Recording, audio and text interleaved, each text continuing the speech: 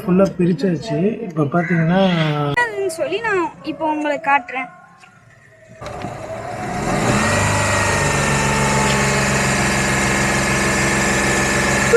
மட்டும்தான் இந்த ரிலீஸ் ஆகும். அந்த இடத்துல பார்த்தீங்கன்னா இந்த ஸ்ட்ரிப்பு ஒன்று கொடுத்துருக்காங்க. இந்த ஸ்ட்ரிப்பு என்ன ஆகும்னா அந்த கனெக்டரில் கனெக்ட் ஆகிருக்கும். ஸோ அதுலேருந்து கார்பன் வந்து 4 கார்பன் ட்ராக் கொடுத்துருக்காங்க.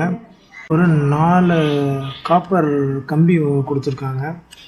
ஸோ இதில் எவ்வளோ தூரம் ஃபார்வர்டாக போதோ அதுக்கேற்ற மாதிரி ஆக்சிலேட்டர் வந்து கொடுக்கும்.